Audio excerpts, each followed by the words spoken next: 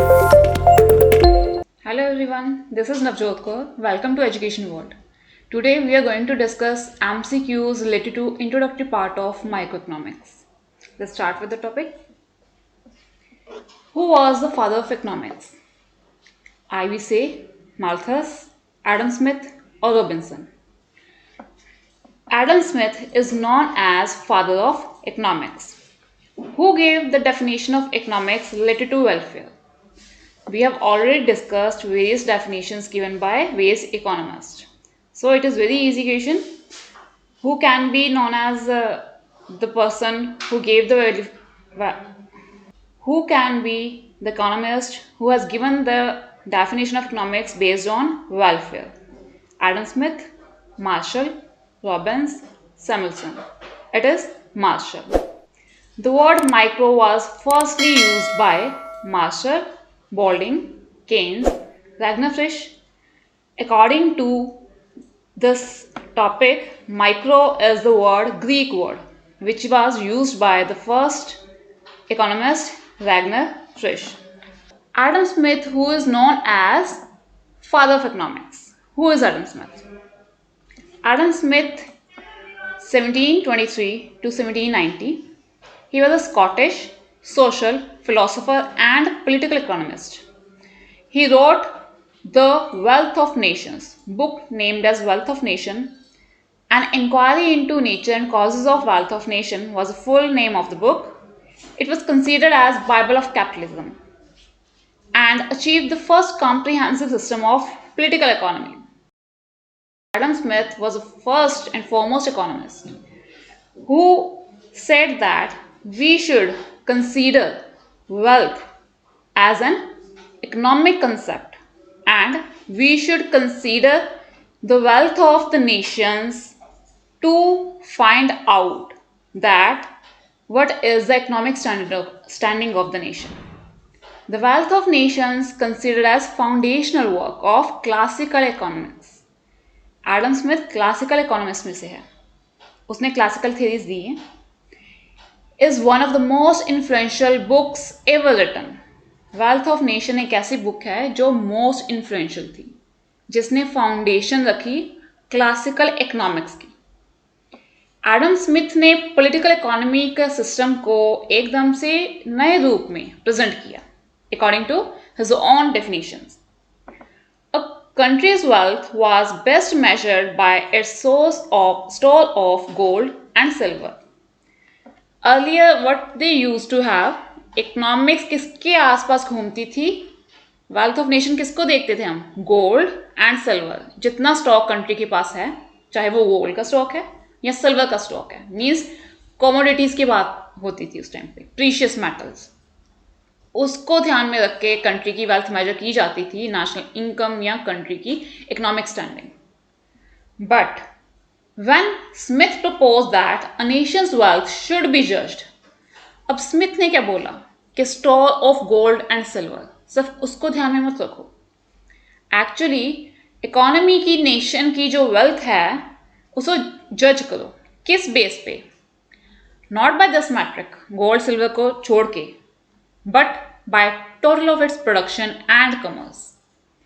जितना commerce means trade हो रहा है वो और एड्स टू ट्रेड है, सभी को साथ में लेकर चलो. एंड जो देश में प्रोडक्शन चल रही है मीन्स प्रोडक्शन ऑफ गुड्स और जो सर्विसेज रिलेटेड टू दीज, इसको रॉ मटेरियल को कन्वर्ट किया फिनिश गुड में, फिनिश गुड्स को मार्केट में सेल किया, कस्टमर्स को, कंज्यूमर्स को सर्विसेज प्रोवाइड की, इन सभी का सम टोटल लो to calculate nation's wealth.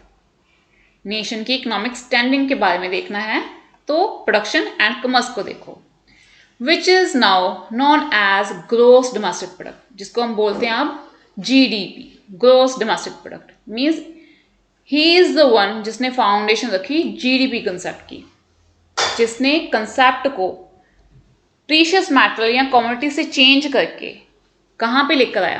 Production of goods and services के ऊपर लेकर आया. No doubt he is criticised. क्यों? कि उसने सिर्फ और सिर्फ वेल्थ की बात की है, वेलफेयर की बात नहीं की. He also explored theories of division of labour. An idea dating back to Plato. Plato के टाइम पे डिवीजन ऑफ लेबर का आइडिया आया। We know what is division of labour. Activities के बेस पे लेबर को क्या किया जाता है, डिवाइड किया जाता है। पहले एक्टिविटीज को प्रोडक्शन प्रोसेस में को एक्टिविटीज में, फिर एक्टिविटीज किसको दी जाती हैं, अलग अलग लेबर को जो उस फील्ड में एक्सपर्टीज रखते हैं, सो दैट प्रोडक्शन प्रोसेस क्या हो जाएगी हमारी, fast. Through which specialisation would lead to a qualitative increase in productivity. जिससे क्या होगा, जो बंदा जिस चीज में स्पेशलाइज है उसे वही टास्क दिया गया, जिससे क्या होगा, उसकी जो एक्सपर्टीज है प्रॉपर हम यूज कर सकते हैं।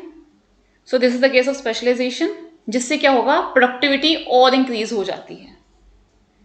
तो एडम स्मिथ ने theories of division of labour के बेस पे वेल्थ की बात की कि डिवीजन ऑफ लेबर करो, प्रोडक्टिविटी इंक्रीज करो, एंड कंट्री या किसी इकोनॉमी की बात कर रहे हैं तो उसकी वेल्थ को किस चीज से मेजर करो, not with the stock of gold they are having, not with the stock of silver they are having, but with the production capacity and productivity level of economy and the commerce. जो एक country में trade हो रहा है, ads to trade है, कोई services उसके साथ लिंक है, प्लस जो प्रोडक्शन है, इस सभी का sum total will be known as wealth of the nation, which is now we call as GDP concept. Now who is Alfred Marshall? Alfred Marshall is another economist, 1842 to 1924, one of the chief founders of the school of English neoclassical economists. अब Adam Smith के बाद Alfred Marshall आया। Adam Smith ने क्या बोला, nation की wealth को कैसे हम मेजर कर सकते हैं, बट उसने कुछ चीज़ को इग्नोर किया। Economics revolves around human beings. Social science है, it is a branch of science which is related to human beings and limited resources we see. तो उसने रिसोर्सेज को देख लिया, लेकिन इस चीज़ को नहीं देखा, human beings they are involve in the same, तो ह्यूमन बीइंग की वेलफेयर के बारे में बात की जाए, नहीं। सो अल्फ्रेड ने एक नया स्टेप लिया। He is known as new classical economist. इसने प्रिंसिपल ऑफ इकोनॉमिक्स दिए। मार्शल्स प्रिंसिपल ऑफ इकोनॉमिक्स जो 1890 में पब्लिश हुए थे, was his most important contribution to economic literature. Economics के लिटरेचर में प्रिंसिपल ऑफ इकोनॉमिक्स उसका मोस्ट इंपॉर्टेंट कॉन्ट्रीब्यूशन है, किसका, मार्शल का। It was distinguished by introduction of a number of new concept. Marshall ने काफ़ी ज़्यादा न्यू कंसेप्ट दिए हमें, like elasticity of demand. Demand हम सभी को पता है, we need something, we have resources so that we can buy that thing and satisfy our needs, and we are ready to sacrifice these resources for the same. तो वो हमारी demand है। तो इलास्टिसिटी क्या है उसकी, वो कंसेप्ट दिया। We will discuss the same concept in detail later on. Consumer surplus क्या है, मीन्स कंज्यूमर जितना पे कर रहा है एंड वट एवर ही और she is getting from consumption of good और सर्विसेज, तो दोनों में जो डिफरेंस आता है वो पॉजिटिव है, तो कंज्यूमर का सरप्लस हो गया, बेनिफिट ज़्यादा है और हमने जो पे किया वो कम है। Quasi rent, rent we will discuss again. The representative form, ये सभी कंसेप्ट किसने दिए, मार्शल ने, प्रिंसिपल ऑफ इकोनॉमिक्स के through, all of which played major role in subsequent development of economics. और यही कंसेप्ट आगे इकोनॉमिस्ट ने डिटेल में स्टडी किया और नई नई थेरीज के ऊपर हमें दी। मार्शल्स इंडस्ट्री एंड ट्रेड, 1919 में इंडस्ट्री एंड ट्रेड उसने स्टडी किया, एक बुक लिखी, स्टडीड इंडस्ट्रियल ऑर्गेनाइजेशन। उसमें उसने क्या किया, इंडस्ट्रियल ऑर्गेनाइजेशन को स्टडी किया इंडस्ट्री एंड ट्रेड में, मीन्स कि जो मैन्युफैक्चरिंग इंडस्ट्रीज हैं हमारी, उस केस में ऑर्गेनाइजेशन का स्ट्रक्चर कैसा है, सुपरवाइजर सबॉर्डिनेट कौन है, रिस्पॉन्सिबिलिटीज ड्यूटीज कैसे चल रही है, रिसोर्सेज कैसे यूज हो रहे हैं, कैसे कॉस्ट बेनिफिट एनालिसिस हो रहा है। मनी, क्रेडिट एंड कॉमर्स, 1923 में उसने एक और बुक लिखी, was written at a time when economic world was deeply divided on theory of value. जब सिर्फ और सिर्फ हम वैल्यू एडिशन की बात कर रहे थे, वैल्यू की बात कर रहे थे, उस टाइम पे मनी, क्रेडिट एंड कमर्स नाम की इसने बुक पब्लिश की 1923 में. So these are the 3 major works of Alfred Marshall. और इसने ही वेलफेयर डेफिनेशन दी थी इकोनॉमिक्स की. Who said economics is the science of wealth? जैसे father of economics Adam Smith nation की वेल्थ के ऊपर बुक पब्लिश करता है. तो किसने दी हमें डेफिनेशन इकोनॉमिक्स की as a science of wealth? Adam Smith ने. मार्शल ने वेलफेयर की बात की. रॉबिन्स ने क्या किया? ही सेज दैट इकोनॉमिक्स में हम कंज्यूमर को क्या कहते हैं? Rational human being. तो रैशनल थिंकिंग के ऊपर, चॉइस के ऊपर उसने रॉबिन्स ने दी हमें definition of economics. Economics is a science of logic. Who said it? Hicks, Keynes, Robbins, Marshall. Robbins is the one जिसने बोला economics is a science of logic. Logic means rationality. Economics किसके round घूमती है? Rationality के round, logic के round. जैसे utility analysis की हम बात करते हैं, उसमें अज्यूम करते हैं consumer is a rational human being. Rational being है जो सब कुछ ध्यान में रखता है, अपनी इनकम को, मनी को, और साथ में प्राइस किसके? गुड्स के. और उससे जो डिराइव होती है उसे utility, satisfaction of his needs. इस सभी को ध्यान में रख के कैलकुलेशन के साथ वो चलता है. According to home economics is the science of human welfare. अभी हमने डिस्कस किया ह्यूमन वेलफेयर की बात किसने की है? Marshall, Paul Samuelson, J.S. Mill, Adam Smith. तो अल्फ्रेड मार्शल ने कंसंट्रेट किया किसके ऊपर? ह्यूमन वेलफेयर के ऊपर. ही सेज इकोनॉमिक्स क्या है? ब्रांच ऑफ साइंस जो सोशल साइंस है, जिसमें ह्यूमन बीइंग्स हैं जिनकी अनलिमिटेड वांट्स हैं, लिमिटेड रिसोर्सेज वो यूज कर रहे हैं to satisfy their unlimited wants. तो उसने कहा कि वेलफेयर की बात भी होनी चाहिए, सिर्फ पैसा या वेल्थ इज नथिंग. प्रोडक्शन देख लो, देश की तरक्की देख लो. देश की तरक्की किस टर्म्स में होनी चाहिए? Welfare, welfare of the residents of the economy. Now in the simple circular flow model, households are suppliers of sources, businesses are supplier of final products, households are demanders of final products. D, all of above are true. Circular flow model क्या था? To sector model में we have two sectors, household and production sector या business sector जिसकी बात करते हैं. Household sector provides what? Resources to the business sector. और business क्या करता है? उसे कन्वर्ट करता है रिसोर्सेज को, एंड फाइनल गुड्स किसको प्रोवाइड करता है? हाउस होल्ड को. तो household supply of resources is true. Business are supply of final products is true. Household are demanders of final products. अगर हाउस होल्ड डिमांड नहीं करेगा final product की तो बिजनेस उसे सेल कैसे करेगा? सो हाउस होल्ड क्या करता है? रिसोर्सेज प्रोवाइड करता है सो दैट फिनिश गुड, कोई भी फाइनल प्रोडक्ट है, उसे मिल सके. So all of above are true in this case. Which economist divided economics in two branches of micro and macro on the basis of economic activity? Marshall, Ricardo, Ragnar Frisch, none of these. अब इन सभी में से किस economist ने economics को दो parts में divide किया? Micro economics and macro. Micro means small level and macro means large level. अब इनमें से किसी ने भी इकोनॉमिक्स को दो पार्ट्स में डिवाइड नहीं किया. केन्स वॉज द वन जिसने न्यू कंसेप्ट लिया था मैक्रो इकोनॉमिक्स का अपनी बुक के through, theory of interest, employment and money, जो उसने बुक पब्लिश की. उसके बाद उसने मैक्रो इकोनॉमिक्स का कंसेप्ट को इवॉल्व किया. So answer is none of above. Which of the following is a branch of microeconomics? Product price determination, factor price determination, economic welfare, all of these. अब microeconomics की branch कौन कौन सी है? हम product price determination कर रहे हैं, इसमें फैक्टर प्राइस डिटर्मिनेशन भी कर रहे हैं, इकोनॉमिक वेलफेयर की भी बात कर रहे हैं. So all of these are included in the same. अब प्राइस डिटर्मिनेशन हम कर रहे हैं फैक्टर्स का एंड प्रोडक्ट का, जैसे हमने सर्कुलर फ्लो मॉडल बोला जिसमें we have household are supplier of resources, means के फैक्टर सर्विसेज वो दे रहा है और फैक्टर सर्विसेज देने के बदले में उसे क्या मिल रही है, फैक्टर पेमेंट मिल रही है।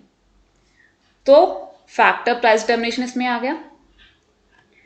अब household are demander of final product, business क्या कर रहा है, सप्लाई कर रहा है final product to the household, तो किस रेट पे कर रहा है, यहाँ पे प्रोडक्ट प्राइस डिटर्मिनेशन आ गया। अब इकोनॉमिक वेलफेयर भी आ रही है, क्यों, जो हाउस होल्ड है रिसोर्सेज दे रहा है, पेमेंट ले रहा है उसके अगेंस्ट, साथ में क्या कर रहा है, फाइनल प्रोडक्ट भी ले रहा है उसके अगेंस्ट, तो यहाँ से उनकी मैक्सिमम सेटिस्फेक्शन ऑफ डिमांड हो रही है जिससे इकोनॉमिक वेलफेयर भी होती है। So all of these are included. Central problem of economy is, एक इकोनॉमी की मेजर प्रॉब्लम, केंद्र जिसके ऊपर इकोनॉमी चल रही है, वो प्रॉब्लम क्या है, what to produce, how to produce, how to distribute produced goods, all of these. अब इसमें हमने सेंट्रल प्रॉब्लम ऑफ इकोनॉमी में what to produce, how to distribute produced goods सभी पढ़ा हमने। बिकॉज इकोनॉमिक्स में हम कहते हैं कि इकोनॉमिक्स क्या है, ब्रांच ऑफ इकोनॉमिक्स है जो इकोनॉमिक एक्टिविटीज़ के राउंड घूमती है। बिकॉज इकोनॉमिक्स की ज़रूरत क्या पड़ी, नीड क्या थी, लिमिटेड रिसोर्सेज हैं limited, but unstable human needs बहुत ज़्यादा हैं और सभी सेटिस्फाई नहीं हो सकती, अनलिमिटेड है, एक को सेटिस्फाई करते हैं हम दूसरी आ जाती है। अगर नेसेसिटी हमें मिलती है तो अर्निंग बढ़ गई हमारी, इनकम ज़्यादा होने से हम कंफर्ट को देखते हैं, फिर कंफर्ट मिल गए, फिर हमारी इनकम बढ़ गई, लग्जरी की तरफ देखना शुरू कर दिया। ठीक है, सो कहीं ना कहीं नीड जो है हमारी एक सेटिस्फाई होती है तो दूसरी अनसेटिस्फाइड नीड उभर के सामने आती है। सो सबसे पहले प्रोड्यूसर को देखना है कि प्रोड्यूस क्या करूँ with the help of limited resources ताकि ये नीड सेटिस्फाई हो सके ह्यूमन बींग्स की। हाउ टू प्रोड्यूस, किस तरीके से प्रोड्यूस करें, कौन सी टेक्निक यूज़ करें, लेबर इंटेंसिव करें या हम टेक्नोलॉजी उसको ध्यान में रख के मैकेनिकल टेक्निक यूज़ करें मशीनरी की तरफ। How to distribute produce goods produce कर ली, अब प्रोवाइड कैसे करेंगे। ठीक है, डिस्ट्रीब्यूशन भी तो होनी चाहिए, इक्वल होनी चाहिए सो दैट प्रॉपर वेलफेयर हो सके। अनइक्वल डिस्ट्रीब्यूशन का तो कोई बेनिफिट नहीं होगा, फिर रिच पीपल को ही सभी गुड्स मिलती जाएंगी, पुअर पीपल तो फिर रह गए वैसे ही। So central problem of economy क्या है, all of these, what to produce क्या बनाएं, हाउ टू प्रोड्यूस कैसे प्रोडक्शन करें, how to distribute produce goods बन गई, अब डिस्ट्रीब्यूट कैसे करनी। Consumer behaviour is studied in, consumer behaviour किस में स्टडी करते हैं, micro economics, income theory, macro economics, none of these. Macro economics में हम इकोनॉमी लेवल पे देखते हैं, एक बंदे की तरफ नहीं देखते हैं, we take into consideration aggregates, so ये नहीं है। इनकम थियरी में हम क्या करते हैं, इनकम की बात करते हैं, नेशनल इनकम की बात कर ली, कहाँ से पैसा आया कहाँ गया, कैसे हमने इंक्रीज़ की अपनी इनकम, सोल्यूशन प्रॉब्लम के क्या होंगे, कैसे इंक्रीज़ कर सकते हैं, सजेशंस मिलेंगी, ये भी नहीं है। सो कंज्यूमर बिहेवियर माइक्रो इकोनॉमिक्स का पार्ट है जिसमें हम कंज्यूमर इक्विलिब्रियम की बात करते हैं with the help of utility analysis, indifference curve कि कंज्यूमर कैसे इक्विलिब्रियम में आ सकता है। लेकिन मैक्रो इकोनॉमिक्स में हम इकोनॉमी को देखते हैं, वो कैसे मार्केट फोर्सेस हमारे इक्विलिब्रियम में रहेंगे सो दैट इकोनॉमी में फुल एम्प्लॉयमेंट हो सके। So we have consumer behaviour studied in micro economics. Which of the following is studied under macro economics. अब मैक्रो इकोनॉमिक्स में क्या स्टडी करते हैं, नेशनल इनकम, यस हम नेशनल इनकम को स्टडी करते हैं बिकॉज वो इकोनॉमी का लेवल है। फुल एम्प्लॉयमेंट, यस पूरी इकोनॉमी में प्रॉपर सभी को एम्प्लॉयमेंट मिले, जो चाहता है काम करना, ये नहीं कि जो बंदा चाहता ही नहीं काम करना उसे भी हम काम दें, उसकी बात नहीं करेंगे फुल एम्प्लॉयमेंट में। Total production at the level of economy, देश में जितनी प्रोडक्शन है टोटल सबका एग्रीगेट। तो all of these, which of the following is studied under macro economics, all of these, national income, full employment, total production, all of these. Which of the following is studied under micro economics. Micro economics के अंदर क्या study करते हैं, individual unit, economic aggregate, national income, none of these. National income को macroeconomics में study करते हैं, nation की बात है। Economic aggregate means economy level पे जो एग्रीगेट करते हैं उस चीज़ को किस में स्टडी करते हैं, मैक्रोइकोनॉमिक्स में। Individual unit, yes, single individual unit, individual house hold हो गया, एक स्मॉल ग्रुप ऑफ इंडिविजुअल, उसको हम माइक्रोइकोनॉमिक्स में स्टडी करते हैं। Which of the following economic activities are included in the subject matter of economics. Economics की सब्जेक्ट मैटर में कौन कौन सी इकोनॉमिक एक्टिविटीज आती हैं, मीन्स इकोनॉमिक की जब डेफिनेशन हम लेते हैं तो इकोनॉमिक एक्टिविटीज कौन सी हैं। Economic activities related to unlimited wants, yes, हमने अभी बोला ह्यूमन बींग्स की वांट्स है अनलिमिटेड, तो जो भी इकोनॉमिक एक्टिविटीज उन अनलिमिटेड वांट्स की तरफ हो so that these can be satisfied, वो आएंगी। Economic activities related to limited resources, resources हमारे लिमिटेड है, फैक्टर्स ऑफ प्रोडक्शन लिमिटेड है। Economic activities related to these resources, yes, these are included both A and B. So we have economic activities related to unlimited wants and limited resources. On which base structure of economic problems has been installed? Economic problems का base क्या है हमारा? Unlimited wants, limited resources, both A and B, none of the above. Likewise हमने economic activities की बात की, unlimited wants and limited resources related. Same is the case here कि base हमारे इकोनॉमिक प्रॉब्लम का क्या है, unlimited wants and limited resources, so C is the correct option both of A and B. Micro which means small belongs to Arabian word, Greek word, German word, English word. अब macro का मतलब है small, तो ये कौन सा word है, Greek language का वर्ड है। अब इसका आंसर है B, Greek word. Microeconomics includes individual unit, small unit, individual price determination.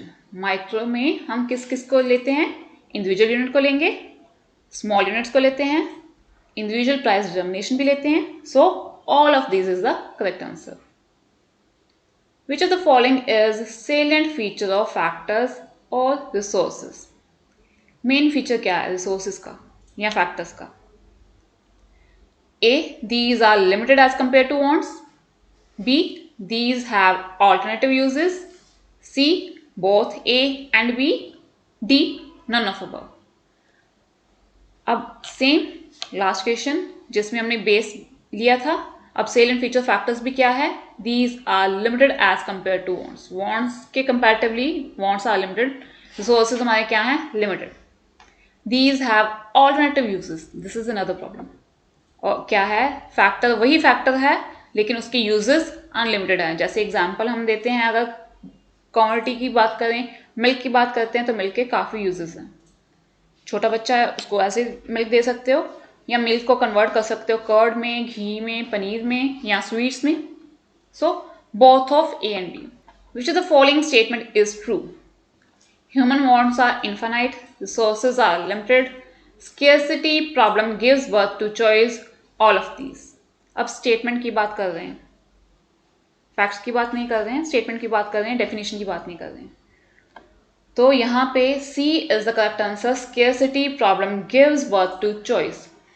Limited resources हैं मीन्स स्केर्सिटी है, उससे क्या होगा, अल्टरनेटिव यूजेस में हम सेम रिसोर्सेज यूज कर सकते हैं। तो चॉइस की बात आती है यहाँ पे कि कौन से यूज के लिए हम लिमिटेड रिसोर्सेज को यूज करें। So C is the correct answer. To which factor economic problem is basically related to? Economic problem basically किससे related है? Choice, consumer selection, firm selection, none of these. अब ऊपर वाले क्वेश्चन से ये वाला क्लियर हो गया होगा आपको, that is choice कि economic problem किससे related है? Choice, choice of the resources. Resources जो हैं limited resources with alternative uses कहाँ से use करें? Which is the central problem of an economy? Allocation of resources, optimum utilization of resources, economic development, all of these. Central problem economy की क्या है? Allocation of resources, resources जो limited है कहाँ allocate किया जाए। Optimum utilization of resources, alternative uses हैं तो कहाँ पे utilize करो so that best maximum benefit उसमें से मिल सके। Economic development हो साथ में देश की, so all of these are part of central problem of an economy. Indian economy is, हमने देखा डिफरेंट टाइप ऑफ इकोनॉमीज जिसमें हमने पढ़ा मिक्स्ड फ्री मार्केट इकोनॉमी और सोशल इकोनॉमी.